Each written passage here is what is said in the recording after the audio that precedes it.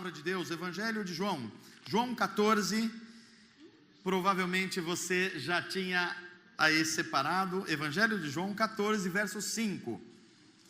Nós vamos ler 3 blocos de versos, do 5 ao 10, do 15 ao 17 e do 23 ao 27. Tema do nosso culto, da nossa jornada hoje, comunhão, só pode haver vida no corpo de Cristo. Então nós vamos, a palavra de Deus, compreender o que quer dizer isso, ler, explicar e a gente aplicar isso à nossa vida também. Todos acharam? João 14, verso 5, vamos ler a palavra de Deus.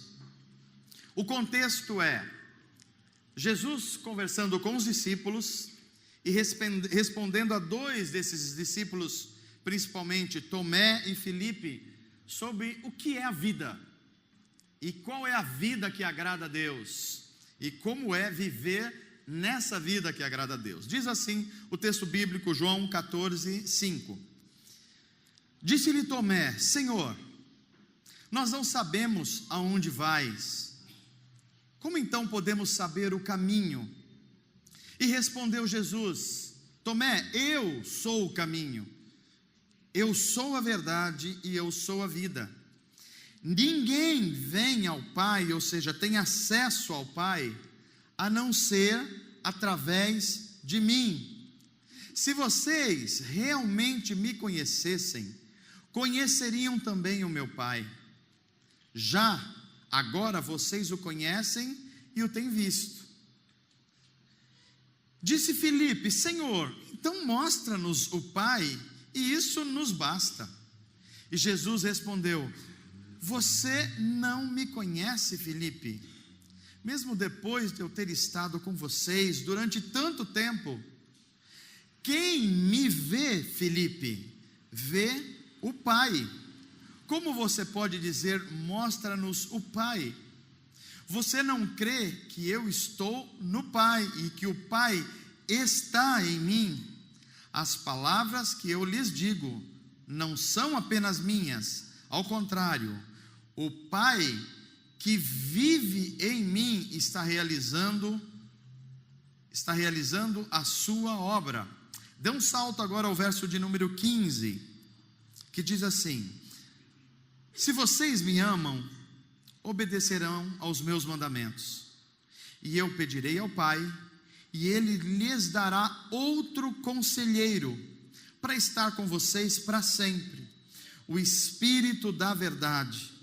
O mundo não pode receber esse Espírito, porque não o vê nem o conhece, mas vocês o conhecem, pois Ele vive com vocês e estará em vocês. Agora vá ao verso de número 23. Respondeu Jesus: Se alguém me ama, obedecerá a minha palavra. O meu Pai o amará. Nós viremos a ele e faremos morada nele. Aquele que não me ama, não obedece às minhas palavras. Essas palavras que vocês estão ouvindo não são minhas, elas são de um meu Pai que me enviou. Tudo isso eu tenho dito a vocês enquanto ainda estou com vocês. Mas o conselheiro, o Espírito Santo, que o Pai enviará em meu nome, lhes ensinará todas as coisas, e lhes fará lembrar tudo o que eu, Jesus, lhes disse. Deixo-lhes a paz, a minha paz lhes dou, não a dou como o mundo a dá. Não se perturbe o vosso coração e nem tenham medo. Amém. Vamos orar? Pai, obrigado pela tua palavra. Nós queremos experimentar, viver tudo que este conselheiro maravilhoso, o Espírito Santo, tem a nos falar hoje e a cada dia, nos fazer te conhecer mais e melhor. Que as tuas palavras sejam implantadas no nosso coração por esse Espírito da verdade, e nos dá esse poder para viver essa verdade. Em nome de Jesus, assim te pedimos. Amém. O capítulo 14 de João que nós lemos, ele é uma conversa entre Jesus e os seus discípulos. É importante que a gente entenda que Jesus está conversando com os seus discípulos, provavelmente os 12, mas tem 2 deles que estão mais próximos de Jesus e fazem perguntas a Jesus, Tomé e Filipe. E é importante que a gente entenda que o contexto dessa fala de Jesus é um contexto em que Jesus já tinha dito aos discípulos que ele seria preso pelos ímpios e seria morto na cruz. Inclusive ele disse que seria traído por pelo menos um dos seus discípulos. E ele estava se referindo a Pedro, porque Judas também ia aparecer depois, mas principalmente Pedro, que era uma espécie de representante ali dos discípulos de Jesus. Essa conversa, ela acontece então no meio dessa situação. E como é que estão os discípulos? Os discípulos estão em crise, a gente não pode esquecer disso. Os discípulos estão em crise porque eles olham para o Mestre Jesus, e Jesus está dizendo assim, olha, eu não vou assumir o trono romano como vocês estão imaginando, eu não vou fazer uma revolução política em Israel como vocês estão imaginando. Ao contrário, a minha vitória sobre o mundo vai ser uma vitória do reino de Deus sobre o reino do mundo. A minha vitória não vem com ares políticos nem militares. A minha vitória é uma vitória de Deus sobre o mal. E essa vitória vai acontecer numa cruz. E quando Jesus fala essas palavras aos discípulos, o coração deles começa a ficar perturbado. Perturbado porque eles se veem no meio de uma crise. Qual crise? O Cristo vai nos deixar. Porque Jesus está dizendo para eles assim, olha, além de eu não corresponder a algumas expectativas políticas de vocês, vai chegar uma hora que eu vou para junto do Pai, e essa hora está chegando. Vai chegar uma hora que eu não vou estar mais nesse mundo com vocês. Opa, eu acho que eu vou trocar aqui, Naldo, talvez seja melhor, o que você acha? Está perto? Então tá bom, então vamos lá, daqui a pouco a gente consegue. Obrigado, Naldo.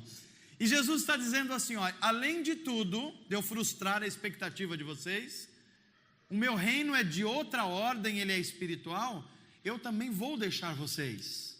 Vocês vão ter que aprender a andar sozinhos, porque eu vou ter que voltar ao meu Pai. Isso perturbou o coração dos discípulos. Tanto é que Tomé começa a ouvir Jesus falar, e Tomé é tomado por muitas dúvidas e fala assim, Jesus, quando o Senhor não estiver mais com a gente, qual vai ser o caminho da nossa vida então? Como é que a gente vai caminhar? Porque a gente não vai ter mais o teu testemunho, as tuas ordens, os teus comandos, como é que vai ser a vida da gente?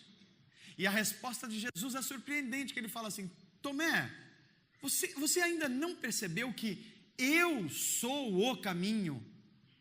Eu sou a verdade, na verdade, a própria vida sou eu mesmo. Em outras palavras, Jesus está dizendo assim, a vida que Deus quer que vocês vivam, é a vida que eu estou vivendo. Vocês querem saber o que é a vida? Olhem para mim, olhem para o meu testemunho, olhem o que eu estou fazendo, olhem como eu curo as pessoas, como eu liberto as pessoas, olha como eu não vivo para mim mesmo, eu vivo para os outros.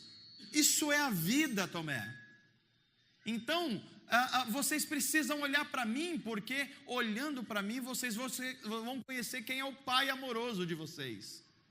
Aí Filipe entra na história e fala assim, então Jesus, a gente já sabe que o Senhor é o caminho, mas a gente quer conhecer o Pai, mostra-nos o Pai, já que o Senhor vai ir embora, o Senhor vai assumir o seu trono de novo, junto ao Pai, então mostra para a gente o Pai.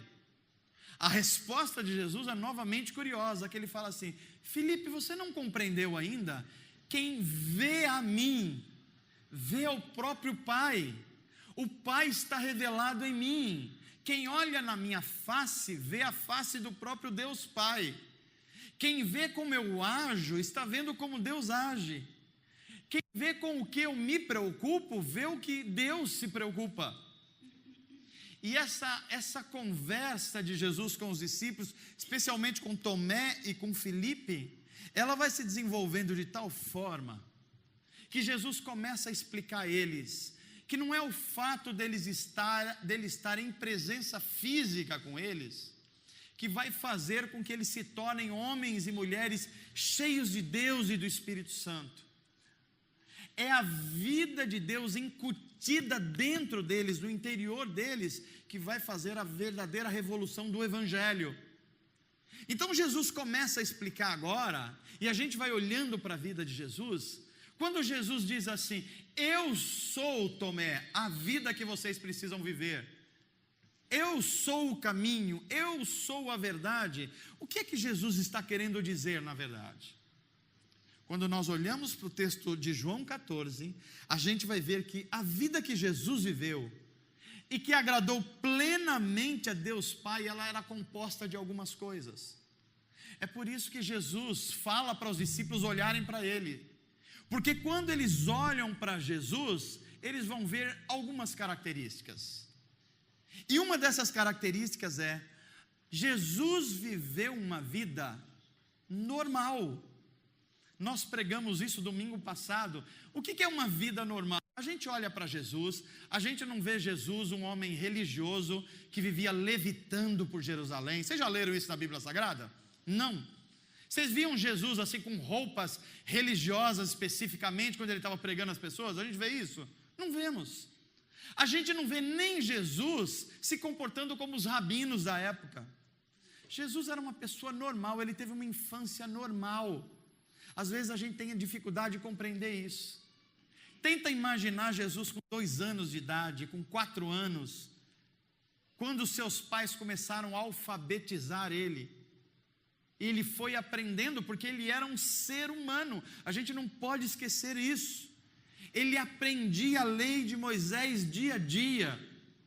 Tanto é que por volta dos 10, 12 anos, ele já estava tão instruído que os doutores da lei ficavam impressionados. Como é que um pré-adolescente assim pode conhecer tantos mistérios de Deus?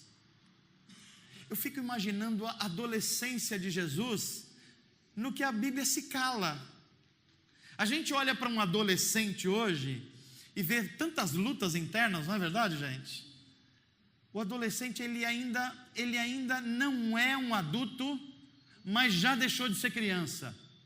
Então é uma dificuldade, porque ora ele se comporta, fala assim, é como se um adolescente falasse assim para a gente: olha, me respeita que eu já estou grandinho. Mas ao mesmo tempo ele se comporta como uma criança, e você fala assim, não está tão grandinho assim, né? Agora imagina isso no Filho de Deus. Imagina Jesus Cristo um jovem. Imagina Jesus Cristo passando pelas provações, pelas tentações, aonde que ele buscava refúgio, aonde ele se diferenciava de todos da sua época. Então nós vamos vendo que Jesus, ele era alguém cuja vida de Deus estava refletida, mas ele era alguém normal. E você já aprendeu que normal é diferente de comum, não já aprendemos isso domingo passado? Normal é viver de acordo com as normas de Deus. Ele vivia de acordo com a lei de Moisés. Ele vivia no poder do Espírito Santo, ele vivia em missão. Ele não vivia uma vida comum.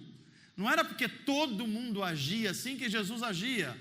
Você vê os religiosos da época de Jesus, eles agiam de um jeito que Jesus não agia, portanto Jesus não era uma pessoa comum.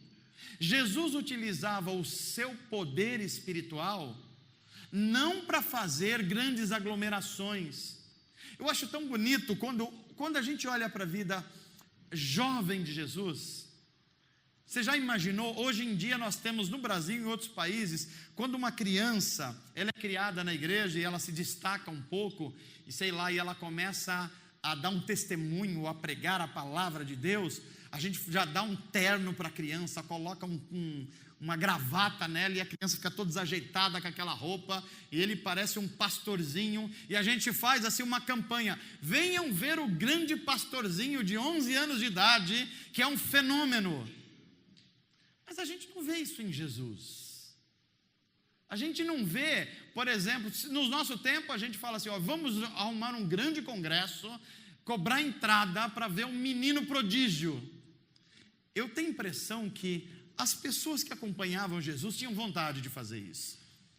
Venham todos ver aquele garoto que deu um show aos 12 anos de idade para os doutores da lei.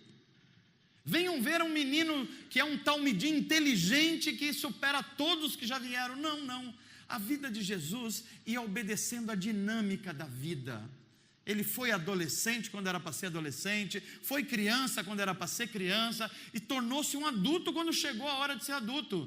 E quando chegou a hora de ser batizado, ele foi batizado. Uma vida normal, ou seja, de acordo com as normas de Deus, mas nada comum. Quando nós olhamos para essa vida de Jesus, que Filipe está querendo conhecer e Tomé, a gente vê que era uma vida alimentada pela palavra de Deus. É impressionante quando você começa a estudar os evangelhos, e você vai ver como Jesus Cristo cita a Bíblia que ele conhecia, que era o Antigo Testamento. É bom que você se lembre que enquanto Jesus está vivendo, não tem Novo Testamento. O Novo Testamento vai sendo escrito depois. E o que Jesus e os discípulos têm como Bíblia? O Antigo Testamento, a lei de Moisés e os profetas. Agora, quando você começa a ver a vida de Jesus nos evangelhos, é ele citando Gênesis, é ele citando a lei de Moisés. Deuteronômio é muito citado por Jesus. Na tentação de Mateus 4, Jesus cita muito o Deuteronômio. Agora, uma das coisas que Jesus gostava de citar eram os Salmos. Impressionante como Jesus amava os Salmos. E não é sem razão que nós estamos buscando a todo culto, aqui a gente lê pelo menos um Salmo. Jesus ia citando a palavra de Deus, porque a vida de Jesus era banhada, era regada pela palavra de Deus, e é essa vida que ele estava comunicando a Filipe e a Tomé. A outra coisa que estava presente na vida de Jesus é uma contínua conversa com Deus Pai.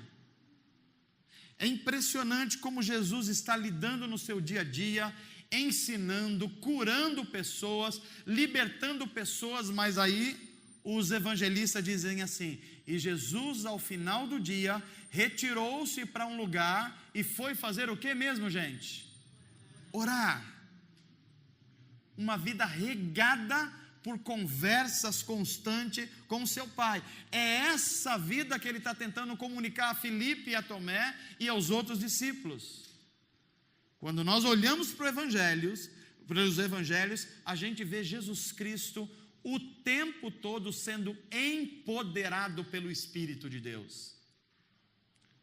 É muito curioso de que quando Jesus vão acontecendo as primeiras coisas mais importantes da vida, a presença do Espírito está sobre ele.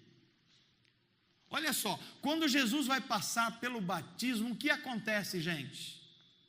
Jesus aparece de João o Batista, e Jesus olha para João olha para Jesus e diz assim: eis aí o Cordeiro de Deus que tira o pecado do mundo. O Messias chegou, o homem de quem eu estava falando está na frente de vocês. E quando Jesus vem para ser batizado por João, a Bíblia Sagrada vai dizer que os céus se abrem, a voz de Deus ressoa e é ouvida. E o que acontece junto com tudo isso? O Espírito de Deus se manifesta em forma de uma pomba e vem sobre Jesus de Nazaré, ungindo ele, capacitando ele. Quando nós vemos Jesus, por exemplo, em Mateus 4, que é a tentação de Jesus, nós vemos Jesus 40 dias no deserto. Ao final da tentação, o que acontece? Os anjos vêm e servem a Jesus, e ele é consolado pelo Espírito de Deus, o mesmo Espírito que tinha levado ele para o deserto. A vida de Jesus Cristo era uma vida empoderada pelo Espírito Santo de Deus. E na conversa de Jesus com seus discípulos, ele está tentando mostrar isso. Tomé, você quer saber o que é a vida? Olhe para a minha vida como eu estou lidando. Filipe, vocês dois querem saber o que é o caminho? Olha como eu conduzo a minha vida. Vocês querem conhecer o Pai? Olha para o meu rosto, olhe para o meu testemunho e vocês vão conhecer o Pai. Aliás, as palavras que eu estou falando para vocês, meus discípulos, são palavras do próprio Pai. E quando a gente olha para esse exemplo de vida, nós vamos entender aquilo que é o poder da comunhão. E a gente vai entender que só nessa comunhão, só no corpo de Cristo, no ajuntamento do corpo de Cristo, é que é possível viver essa vida. Desse texto que eu li a vocês, a gente vai perceber as forças das palavras de Mateus 18. Olha o que diz Mateus 18. Todas as vezes que vocês estiverem reunidos por causa de mim, ou em meu nome, eu tenho uma promessa: eu estarei em vocês, com vocês, no meio de vocês, para vocês conseguirem viver a vida que eu vivi. Olha que promessa maravilhosa. Ou seja, essa vida extraordinária de Jesus, regada pela palavra de Deus, impulsionada pela oração e vivida no poder do Espírito, ela só pode ser possível em nós, não no isolamento, não na vida sozinho, não na vida separada, é a vida no corpo de Cristo. Porque Jesus Cristo vai dizer assim: todas as vezes que vocês estiverem reunidos em meu nome, e através da minha causa, por causa de mim, eu vou manifestar no meio de vocês. Sabe o que isso significa? Significa que nós temos um poder extraordinário quando a gente se reúne como igreja. Significa que nós podemos orar pelos enfermos, eles podem ser curados no poder do nome de Jesus. Você crê nisso? Amém. Significa que você pode orar por uma situação que parece impossível, mas quando você se reúne com o corpo de Cristo, Cristo se faz presente, e essa vida sobrenatural, ela começa a fluir do meio de nós, e coisas extraordinárias podem acontecer. Amém. E Ele pode fazer isso agora no meio de nós. Ele pode quebrar cadeias agora, Ele pode nos libertar do pecado, de uma tentação, Ele pode quebrar no nosso estado de ânimo. Por quê? Nós nos reunimos no nome de Jesus Cristo, e quando nós nos reunimos, Ele se manifesta com o seu poder e a sua presença. Amém, gente? Amém. E como é que a gente sabe que Jesus Cristo está no meio de nós, e esse poder está disponível? Como é que a gente sabe que essa promessa se faz presente? A gente começa a aprender que essa promessa se faz presente porque reunir-se por causa de Jesus e viver do seu próprio corpo, o corpo de Cristo, começam a aparecer algumas características entre nós. E quando a gente começa a olhar para Mateus 18, a gente aprende que ao nos reunir, nós somos banhados pela palavra do Deus Pai. Olha só, se nós estivéssemos agora em qualquer outro lugar, que não fosse uma reunião do corpo de Cristo, a gente estaria sendo influenciado por qualquer outra coisa, não é, gente? Mas quando nós viemos aqui, e nós lemos a palavra de Deus juntos, e a palavra de Deus diz assim: não se perturbe o seu coração, creia em Deus Pai, e creia nas minhas palavras que eu estou dizendo para você. Aí o nosso coração começa a se abrir. Aí nós começamos a ouvir as palavras de Jesus Cristo a Tomé, dizendo assim: Tomé, você está procurando o caminho da sua vida na sua carreira profissional, você está procurando você ter a segurança do dinheiro, você está procurando o caminho da sua vida em ser reconhecido pela sociedade, mas esse não é o caminho de vida, Tomé. O caminho de vida é você olhar para a minha vida e começar a imitar como é que eu fiz. E o que é que eu fiz? Toda a minha vida foi banhada pela palavra de Deus. E a gente começa a perceber que o poder de Jesus Cristo se manifesta no meio do corpo de Cristo quando a nossa vida é banhado por essa palavra. Eu gosto de usar essa palavra banho para a palavra de Deus, porque nós andamos durante a semana num mundo muito sujo, não é não, gente? Você não tem essa certeza de que você anda num mundo muito sujo? No mundo que você vive, tem muita maldade? Tem ou não tem? Eu não sei se é só no meu, no seu tem. No mundo que você vive, tem muita injustiça. Tem muita gente querendo dar um chapéu no outro. Tem muita gente querendo se dar bem à custa do outro. Tem muita gente pecando desordenadamente. Pois é, nós vivemos num mundo assim. Mas quando nós nos voltamos pela palavra de Deus, quando a gente se reúne como igreja, o lavar regenerador do Espírito Santo começa a lavar a gente.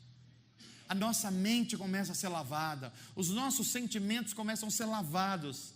E você que chegou com aquilo na cabeça meio estranho, um sentimento no coração meio estranho, de não perdoar, de não fazer algo extraordinário através do poder do Espírito, a palavra vai lembrando você. E Jesus vai dizendo assim: se você quer viver a verdadeira vida e se integrar no meu corpo, a minha palavra, a palavra do meu Pai, precisa dar um banho em você. Amém, gente? Se você puder, lembre a pessoa que está perto de você assim. Fala, que bom que você tomou banho hoje. Ou melhor, que bom que você está tomando banho hoje. É fundamental. Se você ficar sem um contato da comunhão e da palavra, você vai se sujando. E daqui a pouco, o curioso é de quem está muito sujo. Quem está muito sujo não percebe mais o valor do banho. Você já percebeu isso? Quem sabe o valor do banho quer tomar banho todo dia. Agora, vá num morador de rua e fala assim: oh, você precisa tomar banho. O que você acha que ele vai falar para você? Imagina, não tomei ontem, não tomei ontem, não tomei a semana passada. Então, banho não é importante. Veja uma pessoa que está afastada do corpo de Cristo se ela não se comporta da mesma forma. Nós precisamos ir para o culto, adorar a Deus e ouvir a palavra de Deus. Hoje não, hoje não preciso tomar banho hoje. Semana que vem, também não preciso tomar banho. Aí vai sujando a mente, o coração, a mente vai começando a criar um monte de histórias, os sentimentos vão ficando pervertidos, alterados. Por quê? Porque a palavra não está banhando, mas a palavra de Deus para nós hoje é: se você quer viver as bênçãos de Deus, a manifestação do poder do Espírito Santo, deixe-se lavar pela palavra de Deus. Amém, gente? Amém. O corpo de Cristo reunido tem poder, porque quando nós nos reunimos para falar com o Pai, como filhos. Olha a oração do Pai Nosso. A gente se junta aqui. Aliás, a gente podia agora orar essa oração. Vamos orar juntos? Olha como nós estamos aqui e a gente vai falar com Deus Pai como filhos. Quem fala como filho não tenta comprar o Pai.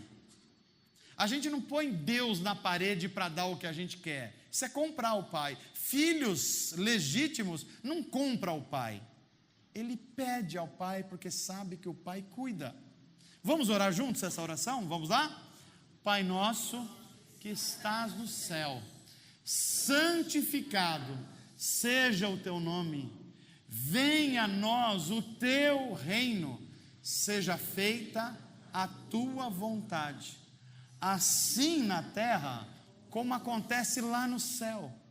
Dá-nos o pão nosso de cada dia. Perdoa as nossas dívidas, como nós perdoamos aos nossos devedores. E não nos deixes cair em tentação, mas livra-nos do Pai. Amém. Você sentiu que você orou a um pai agora? Você sentiu que você orou como um filho? E um filho fala assim: Senhor, eu preciso de um monte de coisas, mas o que eu mais preciso é saber que eu tenho um pai que cuida de mim todos os dias da minha vida. Eu sei que o pão vai chegar, eu sei que a necessidade vai ser suprida, eu sei que a enfermidade pode ser curada, eu sei que o Senhor vai me guardar, porque o Senhor é o Pai. Eu estou orando como um filho amado, porque Jesus me ensinou a orar ao Pai como um filho. Amém, gente? Quando nós nos reunimos como o corpo de Cristo, nós nos reunimos inclusive para lavar os pés uns dos outros. Eu acho muito curioso quando a gente tem a oportunidade de conversar com irmãos como pastores, e à medida que a gente vai sabendo a dor e a dificuldade um do outro, a gente vai percebendo que essa dificuldade às vezes só muda de endereço. Há áreas que você é forte e o seu irmão não é. E há áreas que o seu irmão é forte e você não é. E quando nós estamos diante da ceia do Senhor, da celebração da comunhão, como nós vamos fazer agora, nós chegamos diante dessa mesa sabendo que nenhum de nós tem méritos para participar dela. Mas Jesus Cristo chama-nos a essa mesa da comunhão, a viver como Ele, a viver os poderes de um corpo de Cristo, dizendo assim: hoje você já foi banhado pela palavra, o que vai precisar é você agora lavar os pés.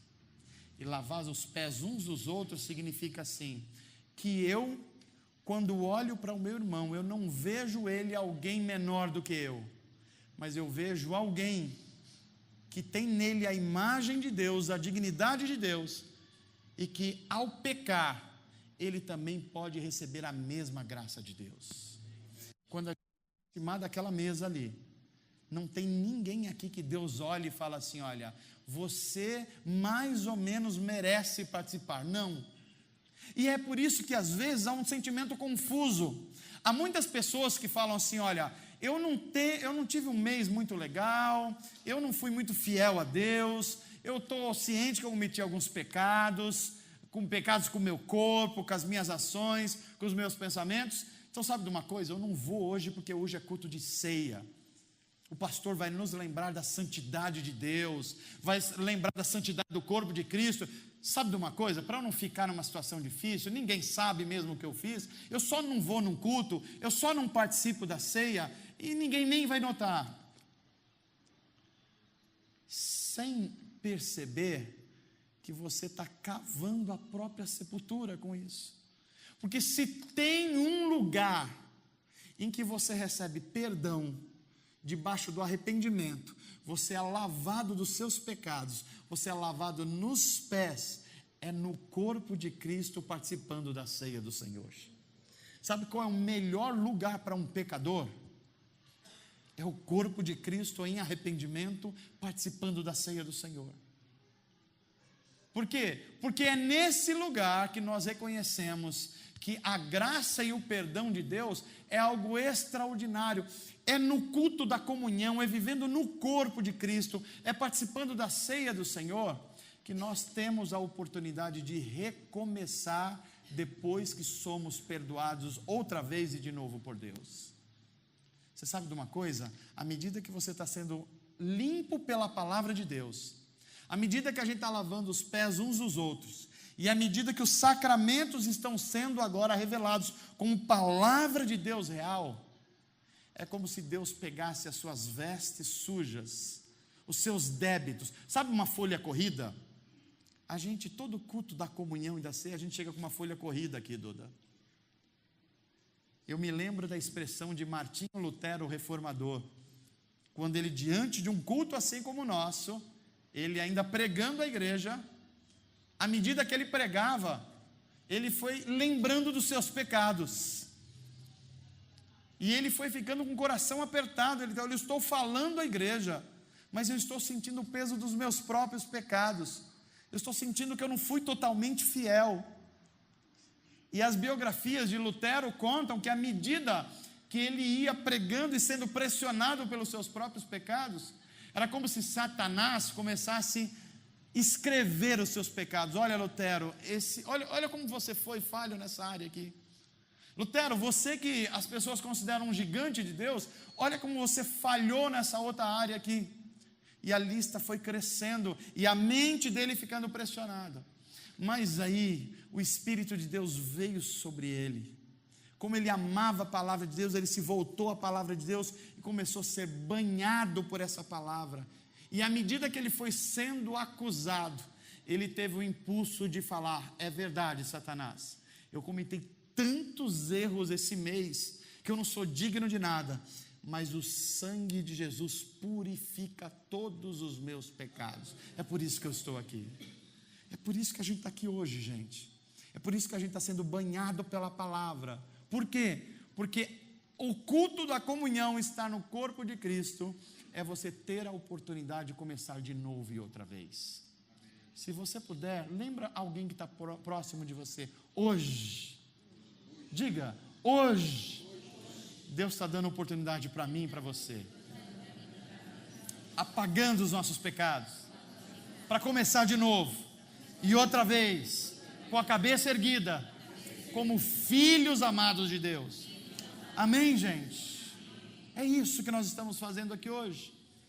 Quando nós nos reunimos como corpo de Cristo, e eu já estou caminhando aqui para o final da minha mensagem, nós recebemos um poder sobrenatural. É interessante quando nós vemos Atos dos Apóstolos, a gente vê que a igreja que se reunia e começava a orar, o Espírito de Deus veio sobre ela e deu a eles um novo poder, um novo ímpeto, um novo impulso.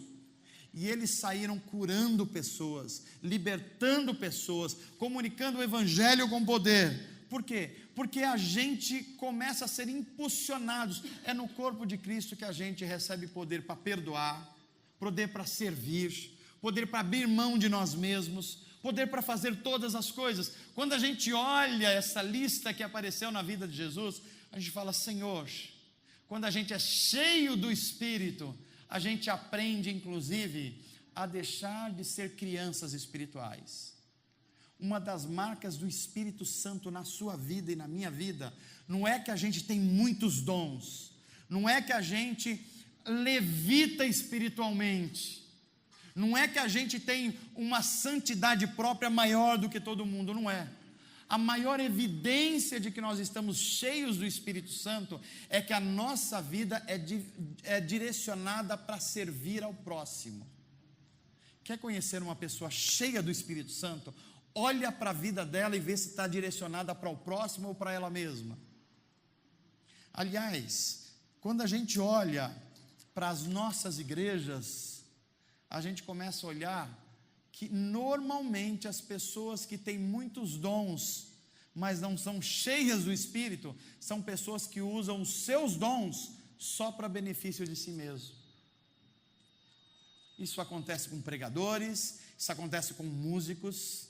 Eu que vim do mundo musical, eu cresci num ambiente assim, que a gente entendia dons como uma habilidade que nós recebemos, e a gente entendia que a gente estava cheio do Espírito porque tinha um dom. Então eu usava um dom para falar: olha como eu toco bem, olha como eu canto bem, olha como a minha técnica é melhor. Aí, se a gente estivesse diante de Jesus, ele falaria assim para mim: você não entendeu nada sobre o meu Espírito. Porque se o meu Espírito estivesse realmente em você, você estava ajudando, você estava ensinando, você estava cuidando, você estava abençoando, você estava negando a si mesmo. Aí sim, você é uma pessoa cheia do Espírito Santo, porque as evidências desse poder estão aparecendo na sua vida. Sabe por que você precisa de ser cheio do Espírito Santo para fazer isso? Porque o homem natural não faz isso. O ser humano comum não nega a si mesmo. O ser humano comum não abre mão do seu próprio tempo. O ser humano comum não perdoa. Agora, quando o Espírito Santo vem sobre você, e você é inserido nesse poder que há no corpo de Cristo, você é capaz de fazer coisas extraordinárias, porque o Espírito Santo mora em você. Palavras de Jesus, e eu termino essa mensagem: quando vocês se reunirem em meu nome, em outras palavras, quando vocês forem o meu corpo, o corpo de Cristo, a minha promessa é: eu estarei no meio de vocês. E quando Jesus Cristo está no meio do seu povo, milagres do céu podem acontecer. Quando Jesus Cristo está no meio do seu povo, vidas são empoderadas, transformadas, curadas, renovadas, e nós queremos experimentar essa bênção do Senhor. Amém, gente? Eu queria orar com você nesse momento, antes da gente participar da ceia, mas queria que você, aonde você estiver, apenas feche os seus olhos e levanta a sua mão comigo, e nós vamos fazer uma oração.